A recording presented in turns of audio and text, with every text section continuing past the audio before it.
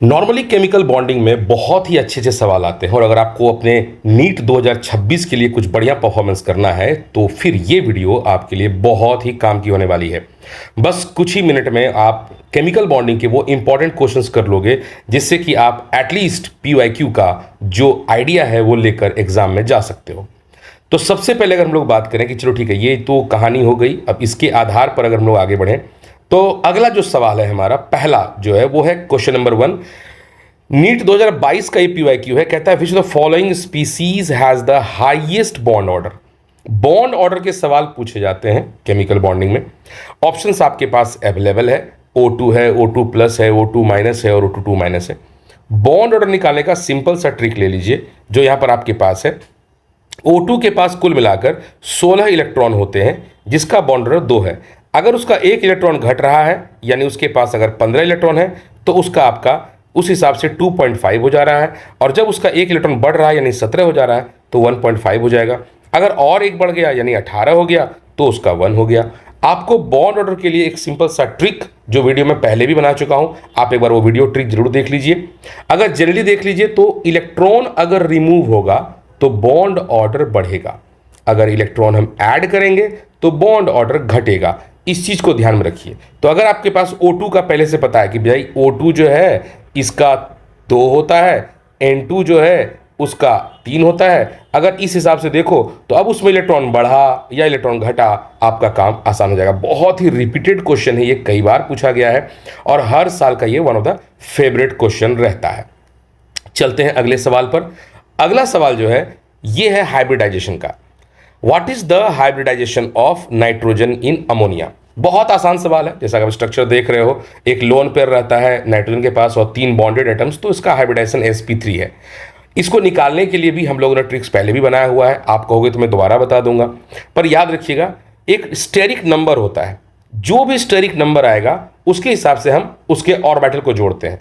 अगर steric number 2 आया तो हाइब्रिडाइजेशन sp होगा, अगर 3 आया तो sp2, 4 आया तो sp3, 5 आया तो sp3d और 6 आया तो sp3d2।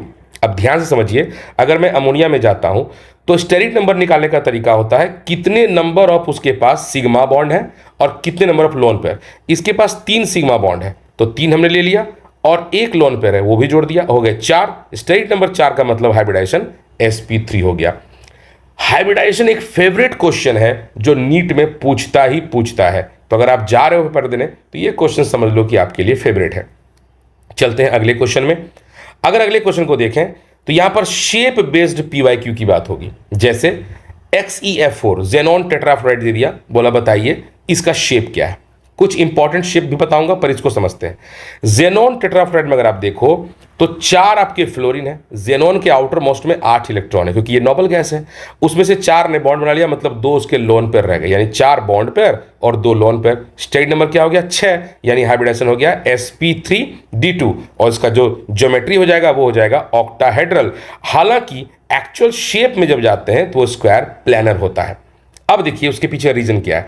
उसके पीछे का 4 कॉर्नर्स पे आपके फ्लोरीन तो बैठ गए, लेकिन ये जो ऊपर और नीचे लोन पेयर है ये इसको स्क्वायर प्लानर बना देता है, इसीलिए ऑक्टाहेड्रल की जगह हम ये बोलते हैं। ठीक है, अगर आपके पास BF3 है उसे ट्रायंगुलर प्लानर बोलेंगे, NH3 है ट्रायंगुलर पिरामिडल बोलेंगे, वाटर है तो बेंट होगा, SF4 है तो सीसा होगा और XeF4 है तो स्क्वायर प्लानर होता है। इस पर कुछ खास रूल्स भी होते हैं, हालांकि एग्जाम आपका नज़दीक है। अगर आपको लगे कि किसी भी शेप को जानने के लिए किस तरह के रूल्स को अप्लाई करते हैं मुझे बताना, मैं आपको ट्रिक बताऊंगा। एक धांसू सा ट्रिक है, वो जानते ही आप आसानी से बना दोगे। आगे बढ़ते हैं, अगले सवाल पे लेते हैं। अगला क्वेश्चन क्या आ सकता है।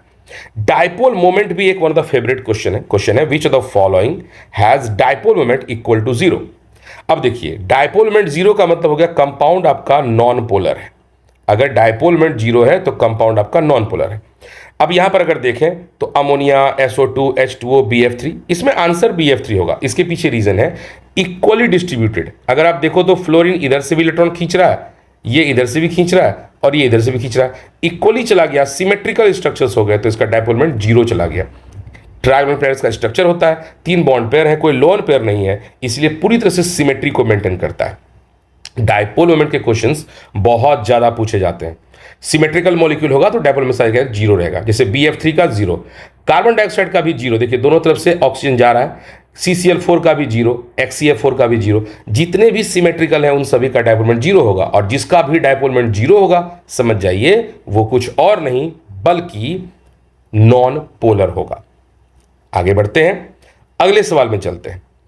फाजान्स रूल के हिसाब से भी आपको एक क्वेश्चन पूछा जा सकता है, द मैक्सिमम कोवेलेंट कैरेक्टर, इसमें किसका कोवेलेंट ज्यादा है? इसका एक बहुत सिंपल सा रूल है, smaller the cation larger the anion more is the polarisation more is the covalent character. Cation जितना छोटा होगा, एनायन जितना बड़ा होगा, उतना ज्यादा कोवेलेंट कैरेक्टर देखने को मिलेगा।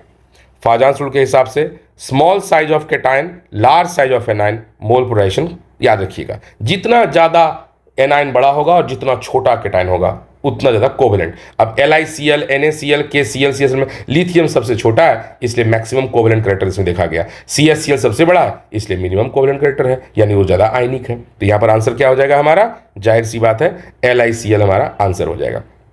तो इस तरह से हम लोग देखते हैं what is the maximum covalent character, तो हमारा LiCl आंसर हो जाएगा। ठीक है, इस चीज को ध्यान में रखिएगा। आगे बढ़ते हैं, अब कुछ रैपिड फायर राउंड्स को ध्यान में रखिए। जैसे एक क्वेश्चन आपको आ सकता है वन लाइन वाले, what is the magnetic nature of O2। याद रखिएगा ऑक्सीजन का मैग्नेटिक नेचर पैरामैग्नेटिक होता है। एक क्वेश्चन आता है what is the hybridisation of BF3, याद रखिएगा sp2 होगा। What is the hybridisation of SF6, याद रखिएगा sp3d2 होगा। What is the hybridisation of BeCl2, sp होगा। What is the hybrid shape of CH4 tetrahedral and what is our PCl5, sp3d होगा। इन सभी का बहुत ज्यादा चांसेस रहता है क्वेश्चन पूछे जाने का। इजी क्वेश्चंस आते हैं पर बच्चे एक बार कर लोगे तो फायदे में रहोगे। आगे बढ़ते हैं, नीट 2026 को ध्यान में रखते हुए प्रिडिक्शन क्या रहेगा लास्ट 5 ईयर के ट्रेंड को देखते हुए। हाई चांसेस है कि बॉन्ड ऑर्डर पर क्वेश्चन आ जाए, मैग्नेटिक नेचर पर क्वेश्चन आ जाए, हाइब्रिडाइजेशन पे क्वेश्चन आ जाए, मॉलिक्यूलर शेप पर आ जाए, डायपोल मोमेंट पे आ जाए और फाजान्स रूल पे आ जाए।